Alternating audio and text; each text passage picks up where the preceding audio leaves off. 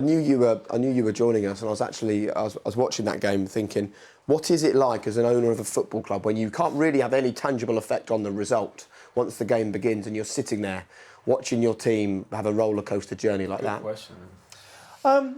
I suppose you could say it's like 90 minutes in a dentist chair sometimes, because you look at it and go, OK. It depends on the manner of performance, Jake. Yeah. If you're getting beaten without your boots on, you sit there and you go, what's this about? This doesn't represent me.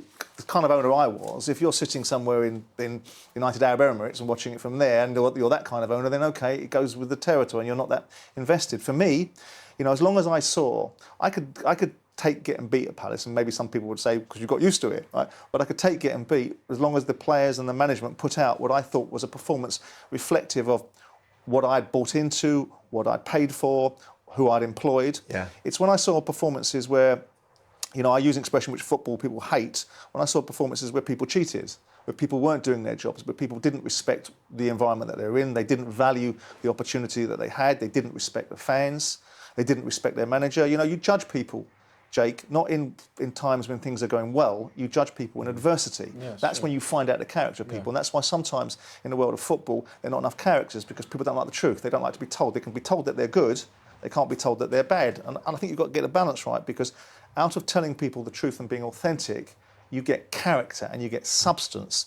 And those are the kind of leaders that you want in business or in sport or on a football pitch or in your dugouts. Yeah. So watching a game where we were getting beat, I remember, it's not a Premier League standard, I remember when Neil Warnock was the manager and we played at home and we were playing someone like Doncaster, with no disrespect intended, and we got beat 4-0. But I believed absolutely and emphatically in my manager. So whilst I took the performance as pretty turgid, my manager spoke to me and said, geez, what do you think of that? I said, well, do you know what? I'd be worried. But the reasons why I'm not worried is because I've got you. I've got you. And we finished in the playoffs that year from that performance because of the nature of the relationship and the belief I had in my manager. So it is about attitudes and outlooks, and we are guilty in sport and specifically in football of micromanaging everything. Someone becomes bad overnight or brilliant overnight, and that's great if you're selling a player. It's great if he was worth 2 bob a week before and all of a sudden he scores a few goals and now he's worth 20 million quid. It's great in that scenario, but sometimes we're just a little bit too quick to judge. I think sometimes it's partly to do with the money in the game, isn't it? Talking of Neil Warnock, I remember when he worked with us as a pundit for a while, and I remember him saying one of the things that he hates more than anything now is that footballers have developed a direct relationship with the owner of the football club, because the footballer and the agent, they realise that's where the power is. And as the manager, you almost feel like you're sort of getting cut out in some ways. Do you know what I mean? Yeah, I don't like that. I think the captain, for me, my champion is my manager, and his relationship is with the players, not mine. Yeah. Right? I don't want, But the owner wants that relationship because it's his money, isn't it? I understand that, but the owner's relationship is with the manager. He's his champion. If the owner wants to have a relationship with players, tell the manager to get his coat and go do the manager's job. Yeah. The ultimate scenario is, I wasn't like Paul Kemsley at Spurs that wanted Jamie Redknapp as his dancing partner. I wanted to have a relationship with my manager. I'd like to see my players. I'd like to see them in environments where, it was a social environment and it was something that was a club event. But I didn't want to go down the training ground. If you go down the training ground as a football club chairman, you're like the Queen. All you smell is new paint. Everything is wonderful because that's where people put it on. You see what you need to see on a Saturday afternoon. You don't need to be that involved with the players. And it's divisive and it undermines your manager. Your manager has to be the leader. And if you don't want him, then fire him and bring someone in that you do want. But don't go with the players, because the players are sometimes or ultimately the people that will bring you success. And they're also the people that can bring you an element of failure. And if they don't fancy a manager or the manager that you want, they have the ability and the power to be able to get someone else. So I didn't really want relationship with my players. I just wanted them to respect the values of the football club that I owned, that they played for. I remember you saying to me, I can't wait to ask Simon about ownership, because players have a certain opinion of owners of football clubs. Well, they're just so different, aren't they? And I just think, there is that divide, isn't there, in terms of the players to the owner. But I think in a way it would probably help that they almost understood your core values in terms of what you demand of them. Of course, players can play good or they can play poorly. But my dad always said to me, leave everything on the football pitch. Absolutely. Leave no regrets. So that's how I played, And I think if sometimes players understood how personal these guys see it. Not everybody probably ran a football club like you. Like you said, some people from a distance, and it's more about numbers. But there is actually a bit of accountability from the owner saying to the player, look, Joe, I need this from you today. It probably could help bring things a bit closer rather than football feels now like just businesses and banks and spreadsheets. And I think that's where probably the fans get so frustrated with things are at. I think that's why you've seen the development of this director of football, technical director role, because players have tried to get into chairmen and owners because they know that's where the power lies. And it's easy for a group of players to get a manager to sack if they fall out or something.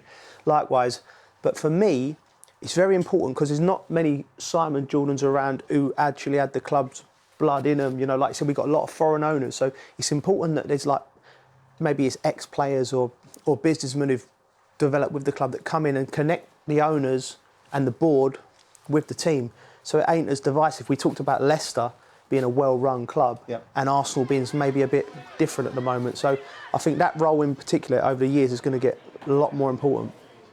When you look back on your time running Crystal Palace, and I've read your book, I was telling you before, it is in my top 3 or 4 best sports books I've ever read. Very kind. The way you describe the tidal wave of problems coming at you during the financial tsunamis, crash. The tsunamis is the word that you used.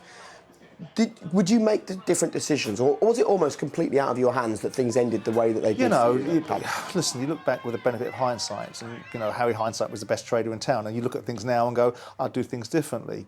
But you do what you do, and you take things on. And someone told me once, quitting whilst you're ahead is not the same as quitting. But you fight the fight that's in front of you. And I had a belief that I could overcome certain challenges. Some you can, some you can't. You can never overcome them if you don't face them down. Sometimes you don't see what's coming up behind you, but ultimately I look back on it and say, no, I think I made some decisions that were unwise. I think, you know, I learnt on my dime, ultimately at my expense, and I made mistakes that I ended up having to pay for. But you also look at it and say, you show me somebody that doesn't make mistakes, and I'll show you somebody that never tried anything.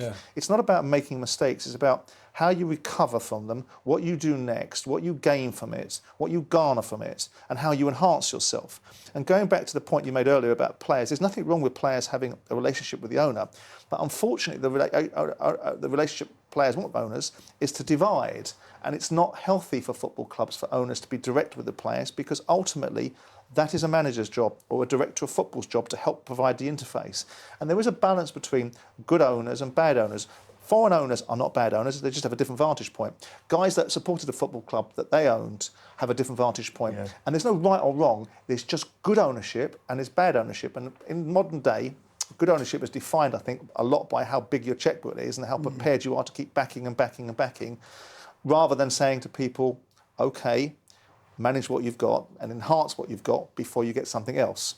What do you think of the current ownership structure at Crystal Palace and the direction that they're heading in as a football club? Look, I think they've been very successful over the period of time that's gone on since I left. I think as much as I have vitriol to certain members of the club, you know, I look at it and say, I wanted the success that they've got. I didn't get it. I think a lot of the platform that they've been able to spring off was built by me.